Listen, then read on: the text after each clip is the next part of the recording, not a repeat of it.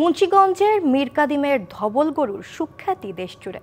বিশেষ করে কোরবানির ঈদে বংশ পরম্পরায় পুরান ঢাকার ক্রেতাদের পছন্দের শীর্ষে এই ধবল গরু। লালন পালনে ভেজাল মুক্ত দানাদার খাবারের পাশাপাশি মোটা তাজাকরণে কোনো ওষুধ ব্যবহার না করায় এই গরুর রয়েছে আলাদা কদর। এবারও কোরবানির হাটে চাহিদার শীর্ষে ২০০ বছরের ঐতিহ্য মীর কাদিমের ধবল গরু।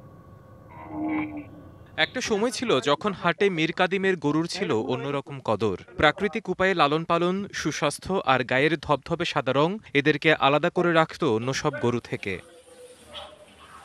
প্রায় ২০০ বছর আগে থেকে মুন্সিগঞ্জের মীর কাদিমে বাণিজ্যিকভাবে গরু লালন পালন শুরু হয়। ধীরে ধীরে মীর কাদিমের গরুর সুখ্যাতি ছড়িয়ে পড়ে দেশ জুড়ে, আর সেই খ্যাতিতে আলাদা মাত্রা যোগ করে ধবল গরু।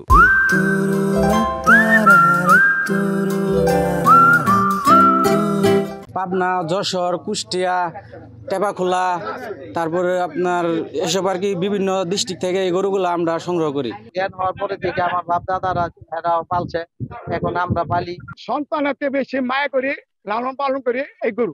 ধবল গরু লালন পালনে নেওয়া হয় বিশেষ যত্ন। খাবার হিসেবে দেয়া হয় ভেজাল মুক্ত খৈল, বুট, খেসারি, গম, মসুর ডালের ভুসি ও মিষ্টি গুড়। দেয়া হয় না কোনো ধরনের মোটা তাজাকরণ ওষুধ বা ইনজেকশন। পুরান ঢাকাবাসীর কাছে মীর কাদিমের ধবল গরুর ব্যাপক চাহিদা। সেই গরুগুলো অনেক সাদা হয়, দেখতে অনেক সুন্দর হয়।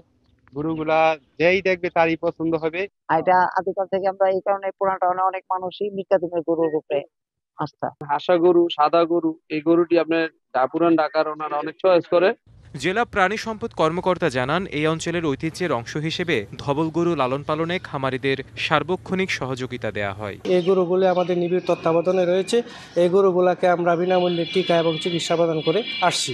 এর চাহিদাটা বেশি এই কারণে, পশুটা আকারে ছোট, মাংস খুব সুস্বাদু। জেলায় এবছর কোরবানির জন্য ৬,২৭২ জন খামারি ৮১,৮৭৫টি গরু মোটা তাজাকরণ করেছেন। এর মধ্যে ধবল গরু ২ শতাধিক। DBC news desk.